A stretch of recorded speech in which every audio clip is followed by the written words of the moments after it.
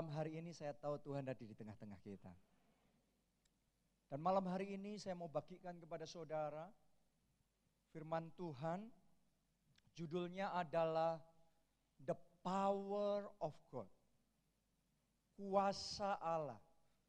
Selama bulan ini dalam seri khotbah minggu, saya bagikan kepada saudara tentang the presence of God, hadirat Tuhan. Tapi hari ini kita mau maju satu langkah lagi. Setelah hadirat Tuhan, saya percaya Tuhan akan bawa kita masuk dalam dimensi kuasa Allah. Oke?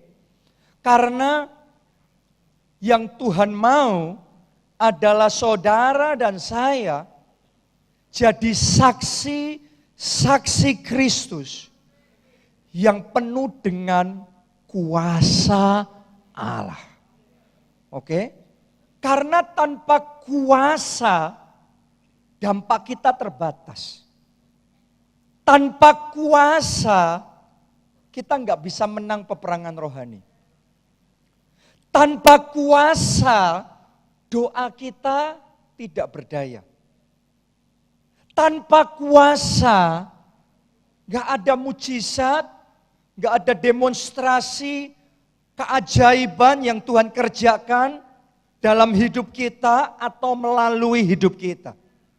Sayangnya mayoritas orang Kristen masih hidup tanpa kuasa. Tapi doa saya mulai malam hari ini, setiap orang di tempat ini akan diperlengkapi Tuhan dengan kuasa Allah, the power of God. Amin. Bukan cuma kita mengalami hadirat Tuhan. Hadirat Tuhan itu adalah langkah pertama. Tapi kalau saudara masuk semakin dalam di hadirat Tuhan, engkau akan menemukan kuasa Allah. Oke? Dan saya yakin, saya tahu malam hari ini Tuhan hadir di tengah-tengah kita. Tuhan hadir. Tuhan hadir. Tuhan hadir di tengah-tengah kita. Saya berdoa saudara bisa melihat Yesus hadir di tengah-tengah kita. Karena saudara disebut orang percaya. Yesus ngomong sama Thomas, kamu melihat baru kamu percaya. Tapi berbahagialah mereka yang tidak melihat namun percaya. Dengan mata jasmani memang kita tidak melihat Yesus ada di tengah-tengah kita. Tapi dengan mata iman kita melihat dan kita percaya Yesus ada di tengah-tengah kita. Amin. Bahkan seringkali dalam firman Tuhan seperti ini saudaraku, kadang-kadang saya turun khotbah dan kemudian ada orang-orang yang datang sama saya dan berkata sementara firman Tuhan disampaikan di sekeliling saya ada 3 malaikat. Kadang-kadang sebagian orang lagi melihat, waktu saya turun ngomong sama saya, di sekeliling saya ada api yang menyala. Tadi pagi saya khotbah di Jakarta. Di gereja kita di Jakarta. Dan sekali lagi Tuhan meneguhkan, mengkonfirmasi. Sementara ibadah berlangsung ada banyak mata rohani yang dibukakan. Sehingga bisa melihat kita ternyata enggak sendiri. Sementara kita beribadah meskipun ruangan ini penuh. Tapi saya ngomong sama saudara. Ada malaikat-malaikat Allah bersama-sama dengan kita saat ini memuji dan menyembah Tuhan. Amin. Jadi Tuhan mau bawa kita maju dalam dimensi kuasa Allah. Tuhan mau saudara dan saya jadi anak-anaknya yang bergerak dalam kuasa Allah. Hanya kalau kita bergerak dalam kuasa, maka perkataan kita punya dampak. Doa kita akan melahirkan terobosan. Kesaksian kita akan membawa pertobatan. Dan peperangan demi peperangan rohani, kita akan menangkan. Saudara harus tahu, kita terus menerus, Anda suka enggak suka, Anda sadar tidak sadar, kita terus menerus hidup dalam peperangan rohani. Tapi kalau saudara punya kuasa, namanya ada kuasa, namanya ada power. Sebesar apapun lawan yang kita hadapi, Alkitab katakan roh di dalam kita lebih besar dari semua roh yang ada di dunia. Karena ada kuasa Allah yang menyertai kita. Kemenangan akan terjadi. Mujizat akan terjadi. Bahkan saya percaya malam hari ini juga.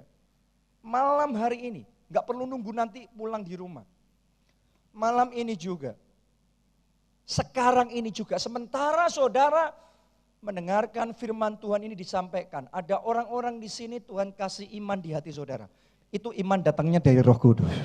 Enggak bisa dipaksa. Tuhan kasih iman di hatimu. Sementara engkau dengar firman Tuhan, imanmu dibangkitkan, imanmu ditimbulkan. Dan ketika imanmu ditimbulkan, engkau percaya. Dengarkan baik-baik. Malam ini juga Anda pulang dengan terima kesembuhan ilahi atas tubuh saudara. Sakit penyakit saudara disembuhkan. Tepuk tangannya yang lebih meriah lagi buat Tuhan yang sedang menyembuhkan kita saat ini. Oh, saya yakin.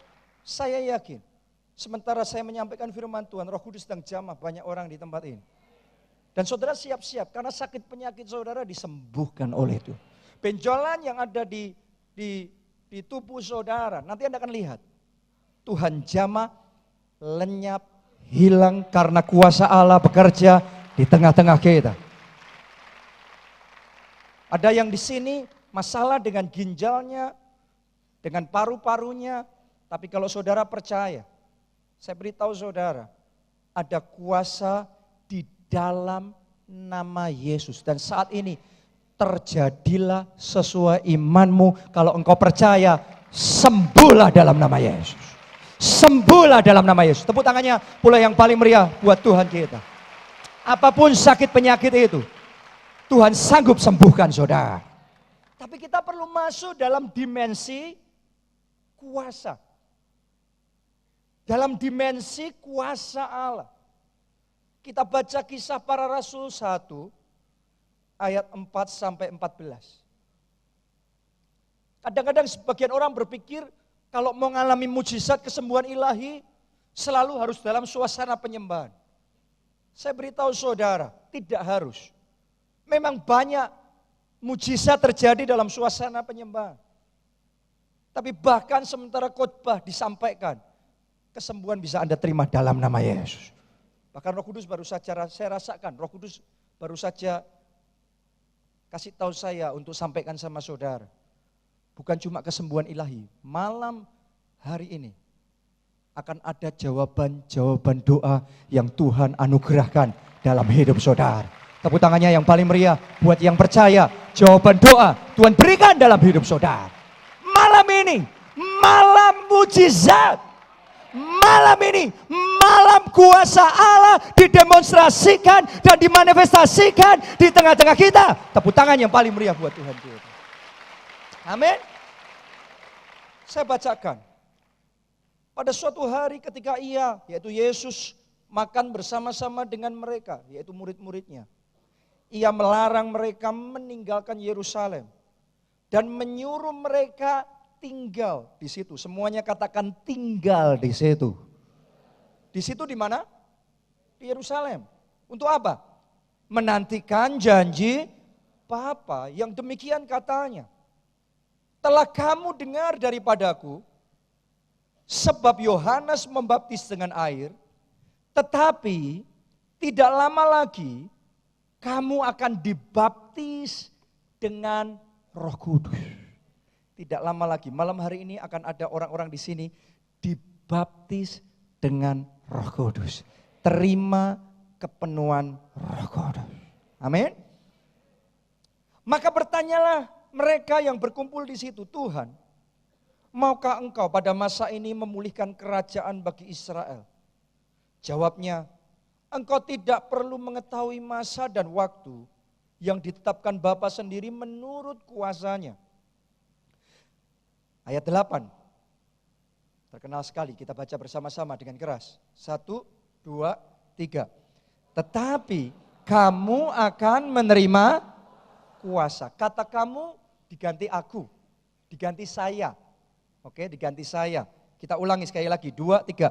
Tetapi saya akan menerima kuasa kalau Roh Kudus turun ke atas saya. Dan saya akan menjadi saksinya di Yerusalem dan di seluruh Yudea dan Samaria dan sampai ke ujung bumi. Katakan amin, saudaraku. Sebab ia mengatakan demikian. Sesudah ia mengatakan demikian, terangkatlah ia disaksikan oleh mereka. Dan awan menutupnya dari pandangan mereka.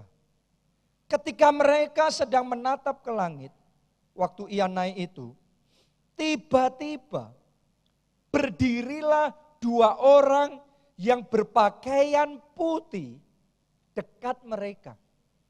Oke, ini saya yakin malaikat Tuhan. Ya, kadang saudara nggak lihat, kita nggak lihat, tapi dia ada di tengah-tengah kita. Malaikat-malaikat itu selalu ada bersama dengan kita. Ayat berapa? 11 sekarang. Dan berkata kepada mereka, hai orang-orang Galilea, mengapakah kamu berdiri melihat ke langit? Yesus ini yang terangkat ke surga meninggalkan kamu. Perhatikan, akan datang kembali. Saya ulangi, karena sebagian belum nangkap. Yesus ini yang terangkat ke surga meninggalkan kamu akan datang kembali. Dengarkan baik-baik saudaraku, Yesus akan datang kembali untuk yang kedua kalinya di dunia ini. Tepuk tangannya pula yang paling meriah buat yang percaya. Yesus akan datang kembali. Sama seperti dia naik, dia akan turun dan dia akan datang kembali. Oke? Dia akan datang kembali. Dengan cara yang sama, seperti kamu melihat dia naik ke surga. Maka kembalilah rasul-rasul itu ke Yerusalem. Dari bukit yang disebut Bukit Zaitun. Yang hanya seperjalanan sabat jauhnya dari Yerusalem. Setelah mereka tiba di kota, naiklah mereka ke ruang atas. Tempat mereka menumpang. Mereka itu ialah Petrus dan Yohanes, Yakobus dan Andreas, Filipus dan Thomas, Bartolomeus dan Matius, Yakobus bin Alfeus, dan Simon orang Zelot, dan Yudas bin Yakobus. Ayat 14 kita baca bersama. 2, 3. Mereka semua bertekun dengan sehati dalam doa bersama-sama dengan beberapa perempuan serta Maria, ibu Yesus, dan dengan saudara-saudara Yesus. Kita harus menyadari kisah yang baru saja kita baca ini adalah pertemuan terakhir Tuhan Yesus dengan murid-muridnya sebelum dia terangkat ke surga. Dan dalam pertemuan itu Tuhan Yesus memberikan satu instruksi yang penting sekali supaya murid-muridnya bisa jadi saksi yang penuh kuasa. Oke? Karena ternyata 3,5 tahun murid-murid ini ikut Yesus, mereka belum penuh kuasa. Ya mungkin ada powernya, tapi belum penuh kuasa. Dan Yesus memberikan satu instruksi penting sekali. Yesus ngomong jangan tinggalkan Yerusalem. Tinggal di Yerusalem. Jangan pergi kemana-mana, jangan bangun gereja dulu, jangan nginjilin dulu, jangan lakukan pelayanan apapun dulu. Yesus ngomong tinggal di Yerusalem. Untuk apa? Untuk menantikan janji Bapa, yaitu Roh Kudus. Roh Kudus. Holy Spirit. Kenapa? Yesus ngomong gini. Karena kamu akan menerima kuasa. Kalau Roh Kudus turun ke atas kamu. Saudara harus ngerti Roh Kudus itu bukan sekedar kuasa. Roh Kudus lebih dari kuasa. Dia adalah pribadi yang memberi kuasa. Dan Yesus ngomong supaya kita bisa jadi saksi yang penuh kuasa. Yesus ngomong, kamu akan terima kuasa kalau Roh Kudus turun atas kamu. Saya kasih satu ilustrasi. Kita ibaratnya sarung tangan ini. Sarung tangan ini, kalau nggak ada tangan yang ada di dalamnya, dia bisa nggak lakukan ini dan itu? Dia bisa nggak pindahkan mimbar ini? Bisa nggak? Nggak bisa. Dia bisa nggak angkat kursi itu? Nggak bisa. Nggak berdaya. Karena hanya sarung tangan. Tapi kalau tangan dimasukkan dalam sarung tangan ini,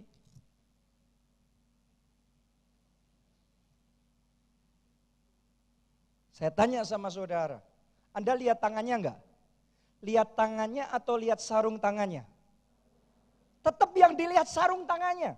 Tangannya enggak kelihatan. Oke?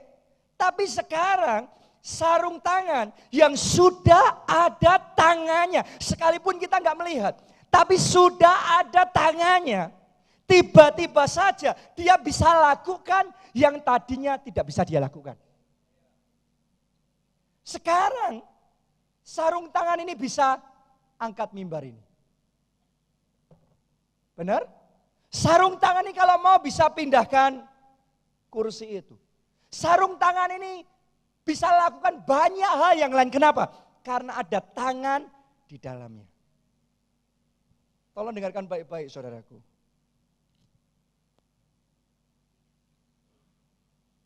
Kita sarung tangannya. Roh Kudus tangannya yang punya kuasa, yang memberi kuasa kepada kita. Tanpa Roh Kudus, sama seperti sarung tangan ini enggak berdaya, doa kita juga enggak berdaya. Kita ngomong sembuh, tapi tidak ada kesembuhan terjadi. Kita usir setan, tapi perkataan kita tidak punya dampak. Oke? Kita berjuang, kita masuk dalam peperangan rohani, tapi tidak pernah ada terobosan yang kita alami. Kenapa? Karena no power. Makanya Yesus ngomong, kamu jangan kemana-mana dulu. Kalau sarung tangan, sebelum diisi sama tangan, dia sudah sibuk ini dan itu, sibuk banyak, tapi tidak punya kuasa. Tidak punya dampak. Itu sebabnya Yesus ngomong, tinggal di Yerusalem sampai Roh Kudus turun ke atas kamu. Karena ketika Roh Kudus turun ke atas kita, sekali lagi, sarung tangan yang sama, kalau Roh Kudus turun atas kita, Roh Kudusnya enggak kelihatan. Saudara enggak ngelihat Roh Kudus. Yang Anda lihat sarung tangannya. Yang saudara lihat saya. Benar? Yang saudara lihat orang di samping saudara. Bukan Roh Kudusnya. Tapi saya beritahu saudara.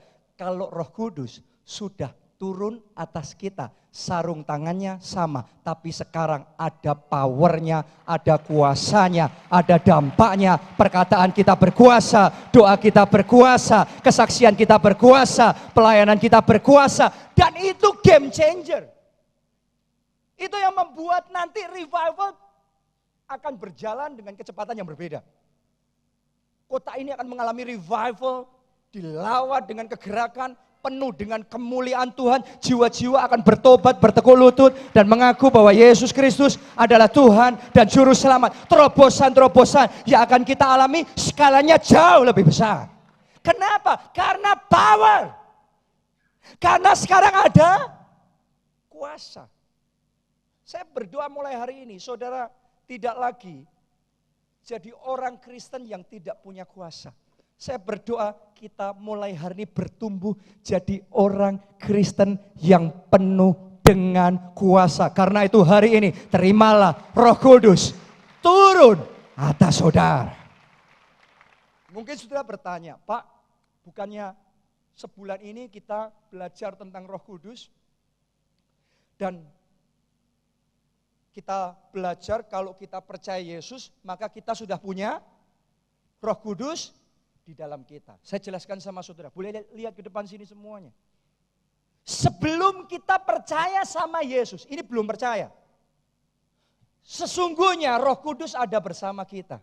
Roh Kudus bersama kita. Untuk apa? Untuk menuntun kita supaya bisa kenal Yesus.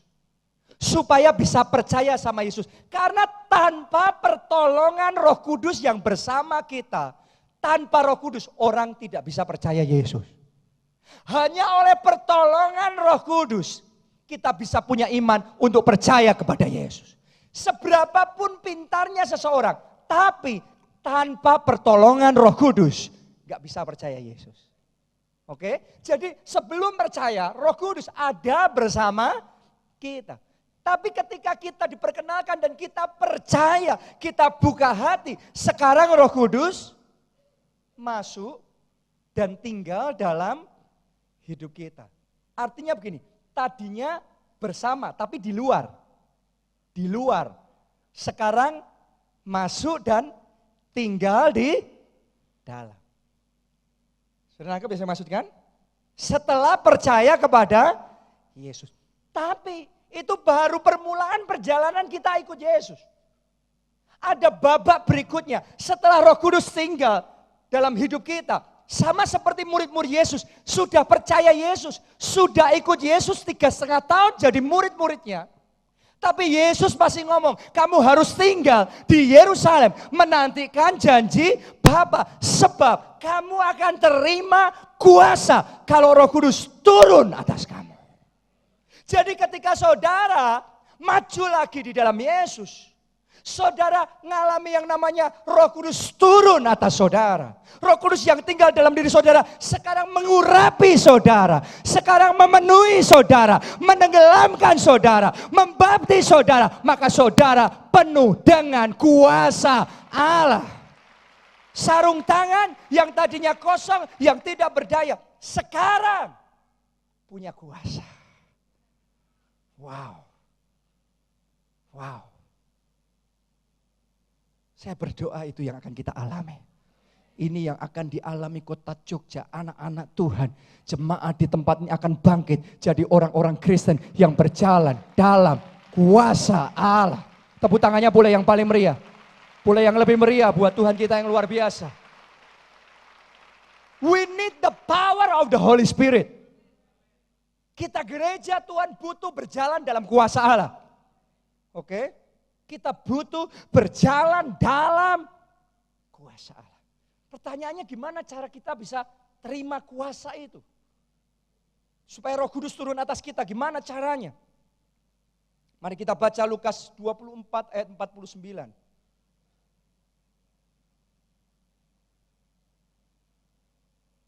Dan aku, kata Yesus, akan mengirim kepadamu apa yang dijanjikan Bapakku. Tetapi kamu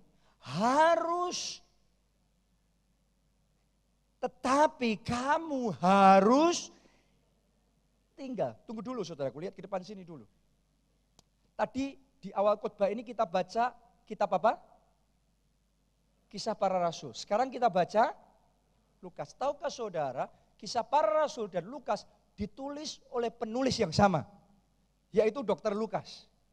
Jadi kitab Lukas ini adalah jilid 1-nya, kemudian Kisah Para Rasul adalah jilid 2-nya. Jadi bagian akhir dari kitab Lukas itu menyambung bagian awal dari Kisah Para Rasul itu menyambung bagian akhir dari kitab Lukas. Jadi ada kesamaan, tapi Anda lihat di sini Lukas, baik di kitab Lukas maupun di Kisah Para Rasul menekankan hal yang sama. Gimana supaya Roh Kudus turun atas kita. Anda perhatikan baik-baik sekali lagi. Tetapi kamu harus tinggal. Semuanya katakan tinggal. Lebih keras katakan tinggal. Tinggal di dalam kota ini sampai kamu diperlengkapi. Berarti sekarang belum lengkap. Tapi kamu harus tinggal. Harus tinggal sampai kamu diperlengkapi dengan kekuasaan dari tempat tinggi. Wow. Harus tinggal. Apa artinya tinggal? Tinggal ya artinya ya tinggal. Betul? Artinya menunggu. Artinya menanti. Itu tinggal. Sama seperti kalau saudara ke dokter. Harus tunggu antrian. Sekarang nomor 3. Saudara nomor 15. Berarti harus tunggu. Sekarang dong.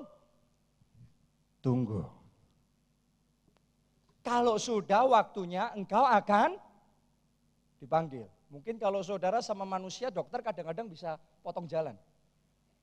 Tapi saya beritahu saudara, kalau dokter yang satu ini, yaitu Roh Kudus.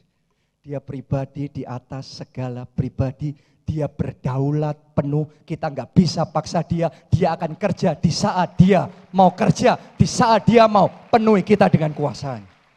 Karena itu Yesus ngomong kamu harus tinggal. Harus apa? Tinggal, harus nunggu, harus sabar, harus menanti. Sama seperti kalau buat cake di oven, harus sabar sampai cake itu mengembang. Kalau nggak sabar buka tutup. Bantat, nggak jadi.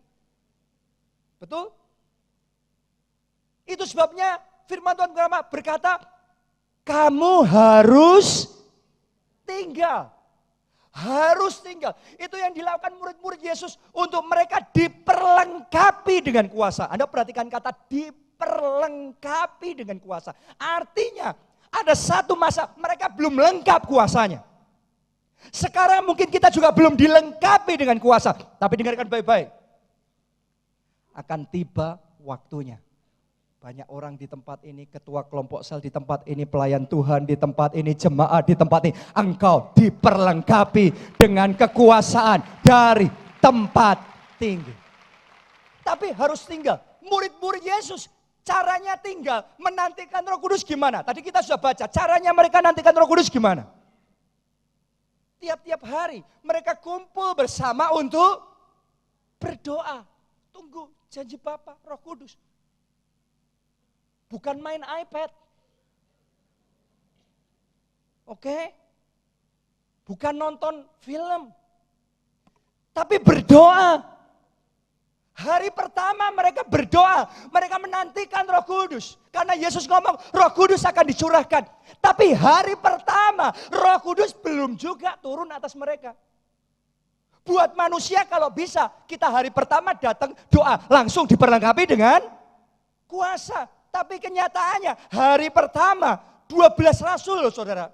Ini 12 murid Yesus langsung doa. Hari pertama belum dapat. Hari kedua kumpul lagi, doa lagi, belum dapat. Hari ketiga tetap tinggal menantikan dan tetap belum menerima kuasa. Roh Kudus belum turun atas mereka. Dan mereka tidak punya jaminan hari keberapa akan diperlengkapi dengan kuasa. Sama seperti saudara sekarang. Kita akan KKR selama 10 hari ke depan. Anda datang hari pertama good. Tapi saya beritahu saudara, instruksi Tuhan Yesus, kamu harus tinggal. Bukan datang dan pergi. Kamu harus tinggal. Bukan berarti Anda nginep di tempat ini. Enggak boleh juga sama pengelola malnya saudaraku. Oke. Tapi kita harus memastikan hari kita terus terarah, tertuju kepada Tuhan. KKR pertama, maunya langsung penuh dengan kuasa. Karena kalau sudah dilengkapi dengan kuasa, itu bisa berlaku dua. Yang pertama, Anda sendiri terima mujizat. Tapi yang kedua, Anda dipakai Tuhan membuat mujizat. Amin. Karena di tempatnya akan ada, dua-duanya ngalami. Yang sakit engkau akan disembuhkan. Yang sekarang sedang kesusahan, Tuhan akan ubah keadaan saudara, kesusahan saudara akan dirubah menjadi sukacita, menjadi tari-tarian, menjadi keberhasilan, menjadi kemenangan, menjadi lompatan besar dalam hidup saudara. Amin. Akan jadi kesaksian besar muncul dalam hidup saudara. Keluarga saudara akan dipulihkan oleh Tuhan. Tapi bukan cuma itu, akan ada orang-orang di tempat ini. Anda akan dipakai oleh Tuhan. Tumpangkan tangan kepada si sakit dan si sakit sembuh. Usir setan dan setan pergi dari hadapan saudara. Anda berdoa dan mujizat Tuhan kerjakan melalui hidup saudara. Tepuk tangannya boleh yang paling meriah buat Tuhan kita. Untuk sampai di tahap itu, murid-murid Yesus tadinya belum dilengkapi dengan kuasa. Untuk sampai mereka dilengkapi dengan kuasa. Hari pertama belum, hari kedua tetap tinggal, hari ketiga tinggal, hari keempat, kelima, keenam, ketujuh tetap tinggal, belum mengalami apa-apa. Hari ke-8, hari ke-9, hari ke-10 baru hari Pentakosta. Alkitab mencatat, Roh Kudus turun atas mereka. Boom, tiba-tiba kuasa Allah diberikan. Boom, tiba-tiba dengan kuasa itu Petrus sekali khotbah 3.000 jiwa bertobat. Boom, tiba-tiba revival terjadi. Injil diberitakan dari Yerusalem, Yudea, Samaria sampai ke ujung bumi. Kadang-kadang kita ngomong kapan, suruh nunggu terus kapan. Saya ngomong sama saudara, Roh Kudus yang kita sembah bukan pribadi yang mati, bukan Allah yang mati. Dia Allah yang hidup, dia tahu mana hati yang haus dan lapar, mana hati yang bersungguh-sungguh mencari dia. Kalau Anda tetap tinggal, Anda menantikan Roh Kudus, Alkitab mengatakan pengharapan akan Allah tidak mengecewakan. Dia akan datang memenuhi hidup saudara. Dia akan turun atas hidup saudara. Yang lapar akan dikenyangkan, yang haus dipuaskan oleh Tuhan. Karena dia hidup. Itu jaminan. Anda bayangkan, seandainya ada murid Yesus yang hari pertama, hari kedua, hari ketiga, hari keempat datang terus. Hari kelima, hari keenam datang terus.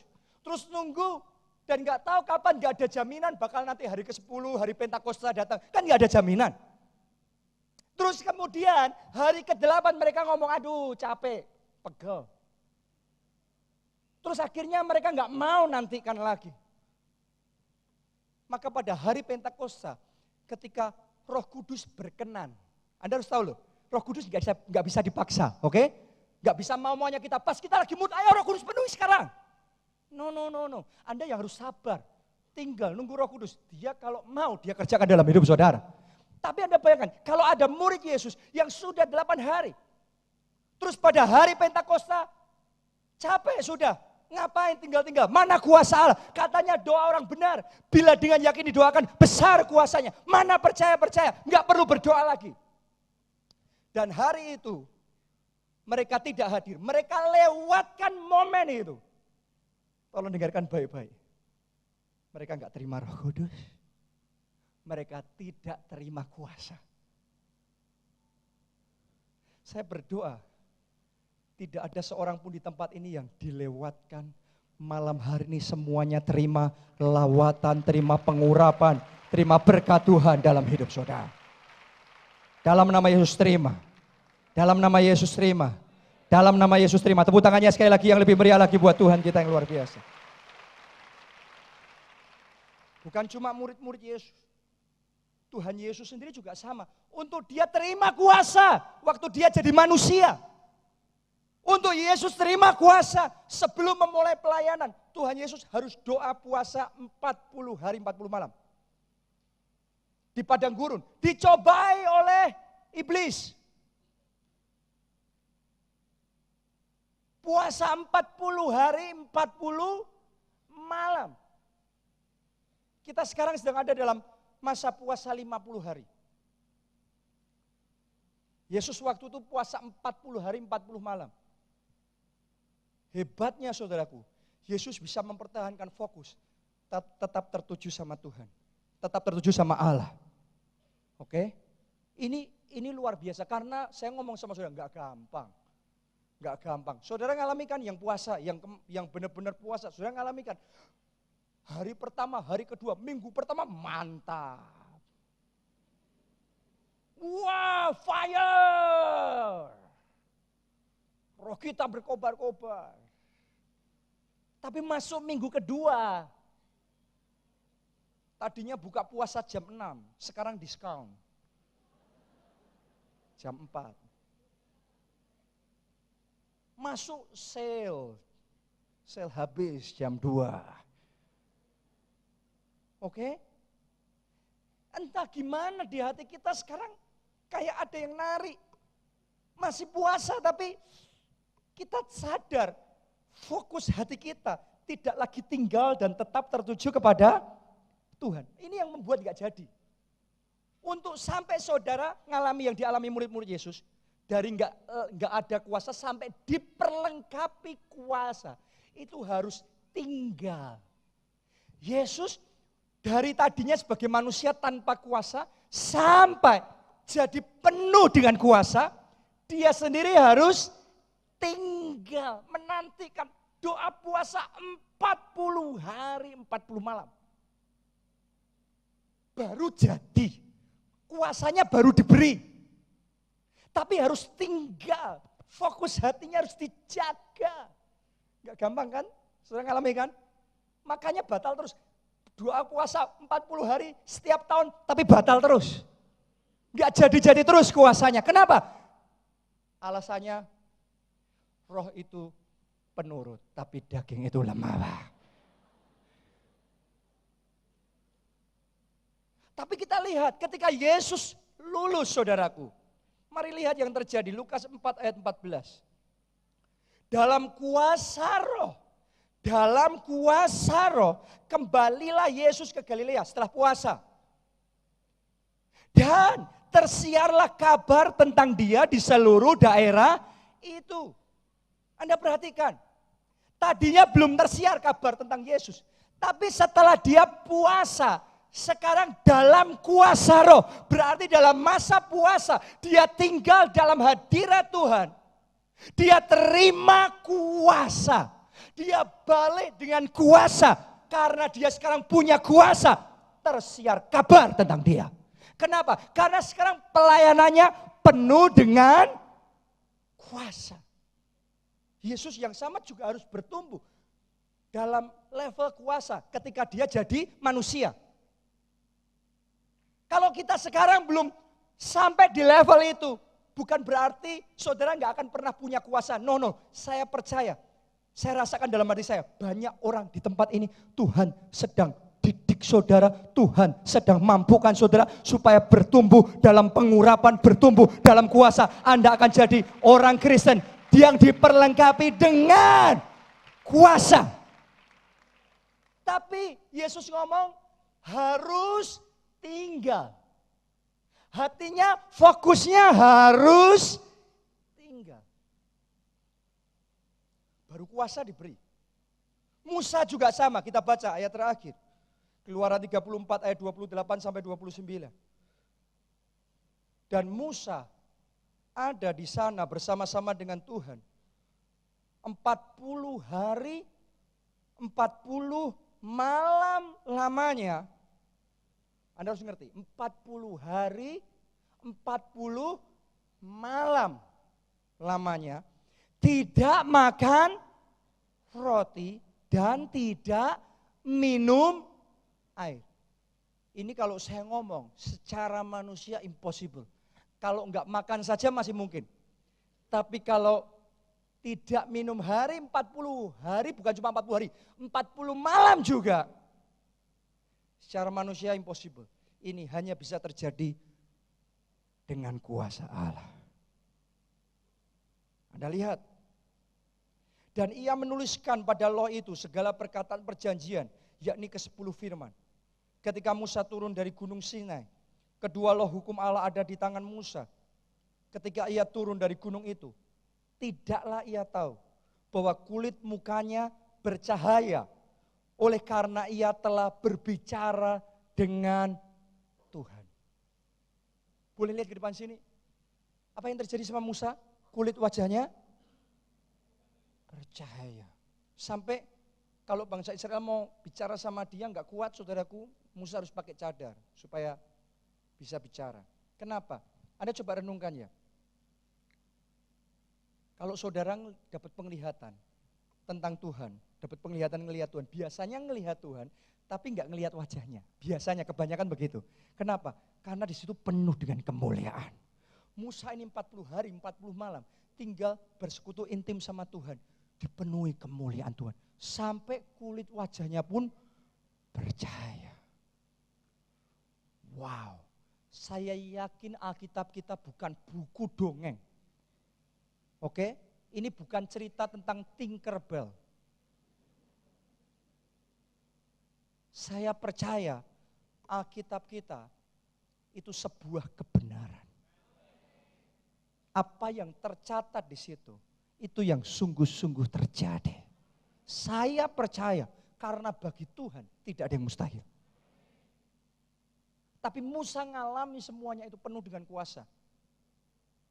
Karena dia tahu rahasia ini. Tinggal dalam hadirat Tuhan. Saya tanya sama saudara di sini, siapa yang mau malam hari ini terima kuasa dari Roh Kudus? Boleh angkat tangan saudara. Turunkan tangan. Saya ngomong gini, banyak orang mau kuasanya, sedikit yang mau bayar harganya. Sedikit yang mau benar-benar tinggal. Puasa 50 hari selesain benar-benar. Tinggal fokus hati tertuju sama Tuhan. Kalau sempat ditarik, digoda sama iblis, dikembalikan lagi, diarahkan lagi. Tinggal tertuju sama Tuhan. Orang yang tahu rahasia ini, dia akan mengalami yang namanya diperlengkapi dengan kuasa. Tadinya belum lengkap, belum ada. Sekarang ditambahkan sesuatu. Ada kuasa Tuhan berikan.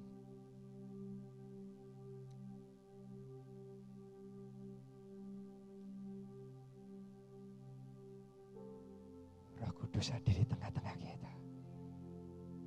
Saudara percaya? Dia hadir di tengah-tengah kita. Yang percaya Roh Kudus hadir di tengah-tengah kita, angkat tangan saudara. Anda percaya? Anda percaya? Yang percaya Roh Kudus akan turun atas saudara dan memberikan kuasa atas saudara. Angkat dua tangan saudara. Angkat dua tangan saudara. Yang mau terima kuasa Allah, bangkit berdiri, maju ke depan.